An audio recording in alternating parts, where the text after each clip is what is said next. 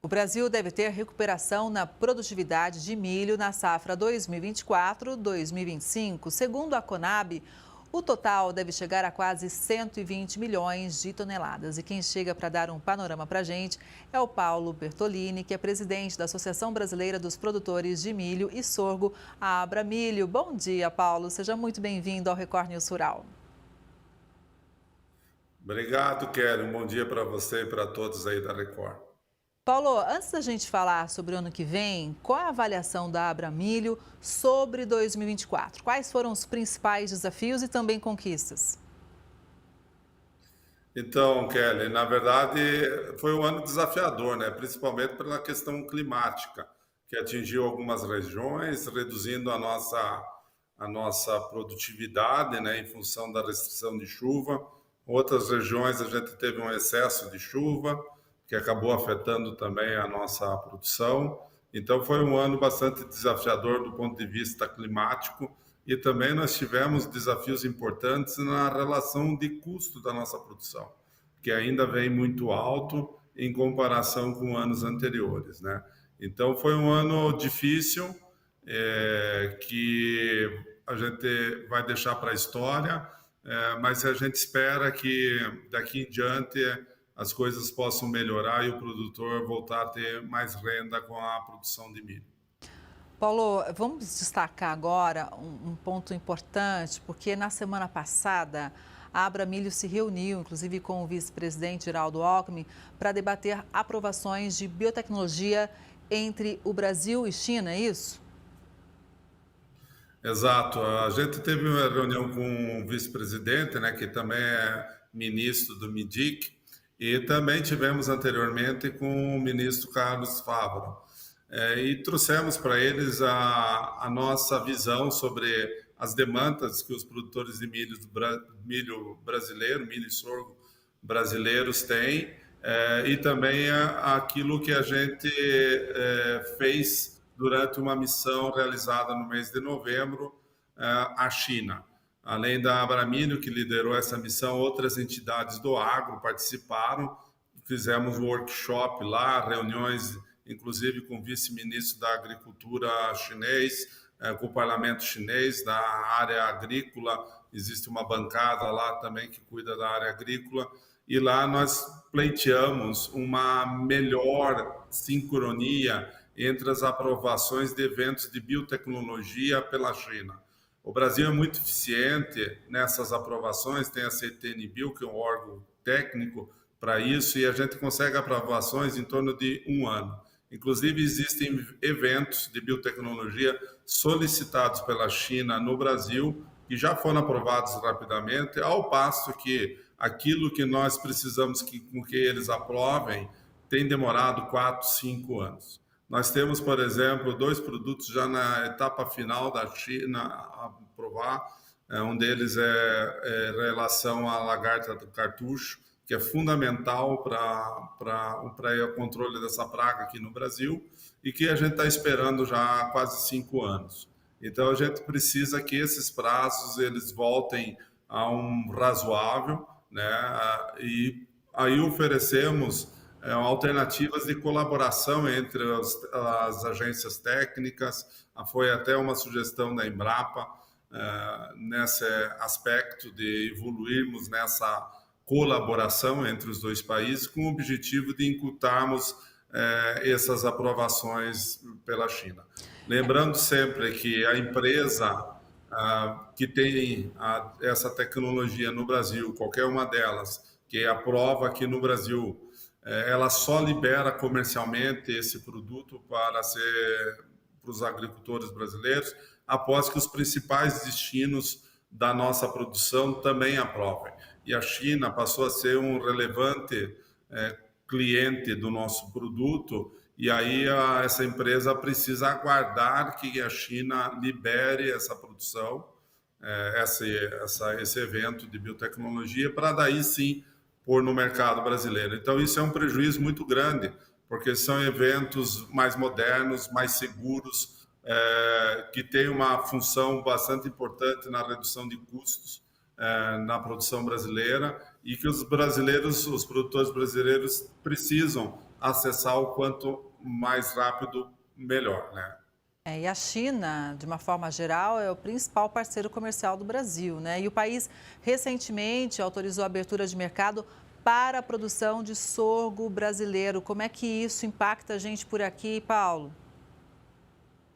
Então, tanto o milho como o sorgo são muito recentes, né? O protocolo fitossanitário de milho foi aprovado em 2022 e já no final do ano de 22 começaram as primeiras cargas. E durante o ano passado, o milho brasileiro teve como seu principal destino, a exemplo do que acontece com a soja, foi a China.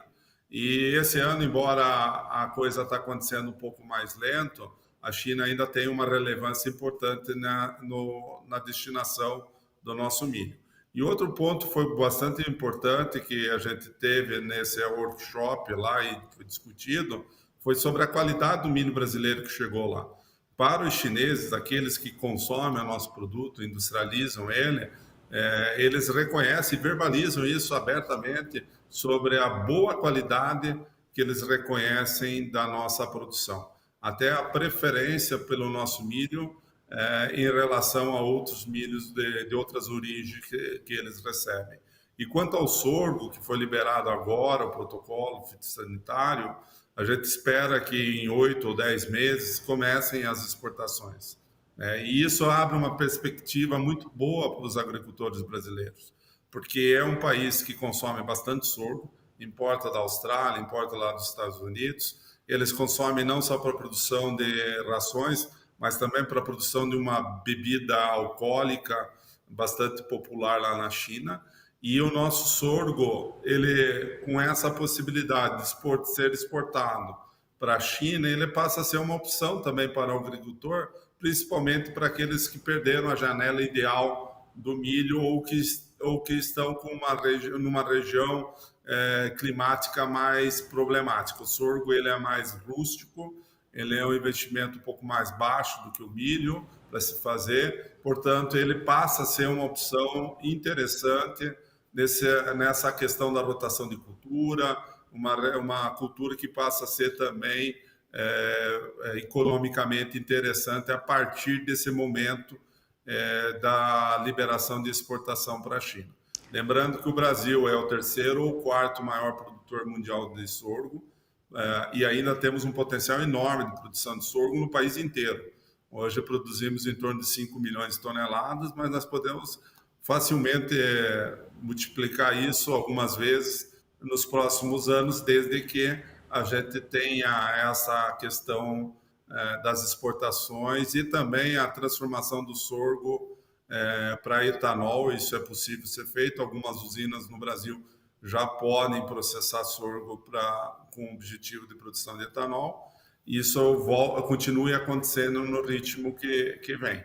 Então, a gente está bastante otimista, né, no aspecto do sorgo também, Kelly. Paulo, e a Associação Nacional dos Exportadores de Cereais subiu a estimativa de exportação de milho em dezembro, né? Como é que o setor lida com os desafios logísticos e atrasos nos portos, hein? Então, Kelly, esse é o principal problema nosso, talvez, na produção de milho, porque a maior parte da produção ela vem do milho de segunda safra, que antigamente a gente chamava de safrinha, né? Essa safrinha hoje corresponde em torno de 100 milhões de toneladas por ano. E ela é colhida normalmente atrás da soja. Então, quem chega primeiro aos silos, lá aos armazéns, aos secadores, é a soja. E a soja vale por tonelada o dobro do preço do milho. O milho, quando ele entra no mercado, ele entra produzindo pelo menos o dobro do volume por hectare que a soja tem, valendo metade do preço da soja. Então, o custo logístico para o milho é extremamente impactante. E quando a gente fala de infraestrutura, nós estamos falando de portos, como você cita, mas também de rodovias, hidrovias e principalmente de armazenagem.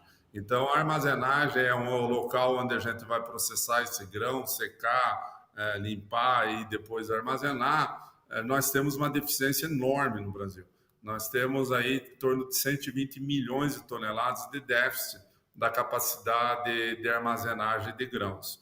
E isso tem sido agravado a todo ano, porque a capacidade de armazenagem ela não acompanha o ritmo de crescimento da produção brasileira de grãos. Então, todo ano, em média, o Brasil cresce em torno de 10 milhões de toneladas na sua produção. E a armazenagem vem crescendo 5 milhões.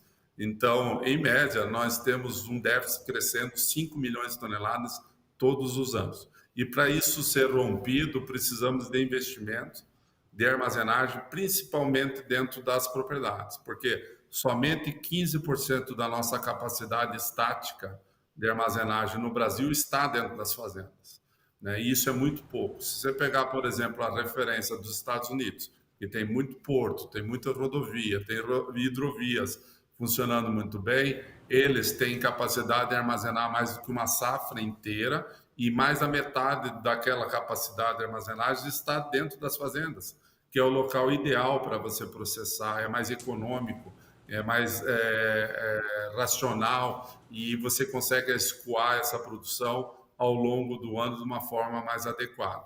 E os portos, a gente também compete com os corredores de exportação da soja, né? O milho começou a ser exportado depois que a soja. Então, a gente tem um histórico da produção de milho, lá quando a gente fundou a Abramilho, que basicamente nós produzíamos em torno de 50 milhões de toneladas e quase nada exportado, né? Era muito pouco exportado.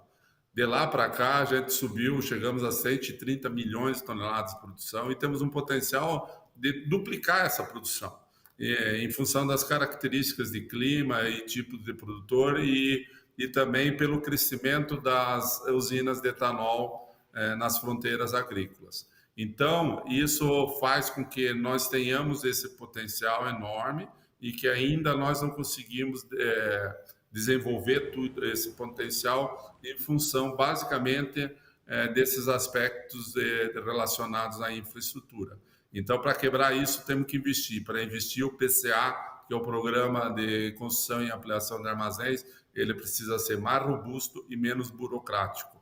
Hoje, para você conseguir um financiamento de armazenagem para dentro da propriedade, é muito difícil, muito moroso, muito burocrático. Nós precisamos romper esse ciclo, porque não tendo armazém, há mais custo para o produtor, há uma desvalorização da sua produção, isso cria um ciclo negativo na sua economia, porque tira a renda dele, tirando renda, fica mais difícil ainda ele poder investir tanto em maquinário como também, obviamente, em armazéns. Então, para quebrar isso, a única forma é estimular a armazenagem dentro da fazenda. O Brasil precisa Kelly, olhar. Claro. Eu queria te falar assim, uma visão de médio e longo prazo, né, que nós da Abramilho temos sobre o potencial da produção de milho, e sorgo está associado a isso também como uma alternativa positiva e não competitiva em relação ao milho. Nós não entendemos que o sorgo vá competir por área com o milho, mas ele complementa. Então, o Brasil ele produz milho o ano todo em todos os municípios do Brasil, né? Então, ele tem essa característica diferente da soja, que não estão em todos os municípios. O milho ele está em todos os municípios, em todo o tamanho de propriedade e com todo o nível de tecnologia possível, seja de baixa tecnologia até a mais alta tecnologia. Então, nós temos a possibilidade de produzir milho de qualidade nesse território nacional inteiro. Esse milho pode ser produzido por propriedades familiares, pode ser consumido, inclusive, dentro da própria propriedade, em muitos casos isso é feito, desde o consumo humano ou para a transformação na cadeia da proteína animal. E isso nos dá um otimismo que, uma vez nós continuarmos tendo acesso às biotecnologias que trazem ganhos de produtividade, redução de custo, ganho também sobre o impacto no meio ambiente, que a gente continue tendo as usinas de etanol consumindo, e na previsão lá da UNEM, do Nolasco, que essas usinas daqui a 10 anos vão estar consumindo em torno de 40 milhões de toneladas de milho, a nós melhorando a nossa infraestrutura e principalmente a armazenagem, e cuidando basicamente do que é geral, impacta todo mundo, que é uma segurança jurídica adequada, aí eu falo especificamente marco temporal, direito à propriedade, uma estabilidade econômica, e hoje nós estamos vendo justamente um pouco o diverso disso, né? Uma oscilação enorme de câmbio e tudo mais, e uma reforma tributária que não onere a cadeia como um todo. Isso nos tornará o país do milho no futuro. Então, a gente acredita, e lá no Mato Grosso é um exemplo disso, onde a produção de milho já é maior do que foi já no ano passado, na colheita consolidada, maior do que a produção de soja. Embora a soja tenha uma imagem bastante positiva de puxar a cadeia, as exportações e tudo mais, o milho vai contribuir com isso. E na medida que nós também utilizarmos mais milho na cadeia industrial, porque o milho hoje a gente utiliza basicamente para rações, né, produção de rações e transformação, obviamente, em proteína animal, que é muito bom, mais de 70% do nosso milho fica no Brasil agregando valor, então o excedente exportável é em torno de 30%, mas nós temos também milho com características industriais que poderiam ser melhor explorados no Brasil. Por exemplo, o milho ele pode produzir em torno de 700 coprodutos diferentes.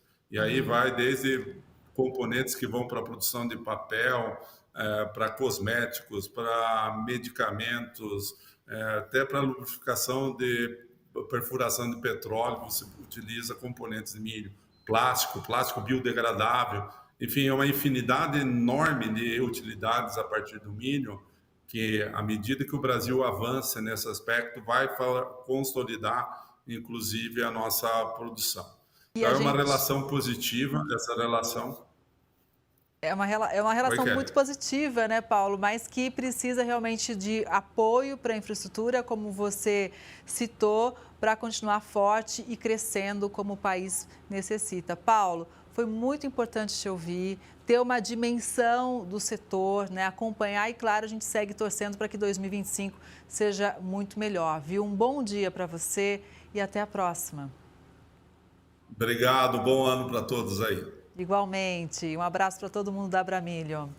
E o Record News Rural de hoje vai ficando por aqui. Obrigada pela sua audiência. A gente se vê no próximo programa. Até lá!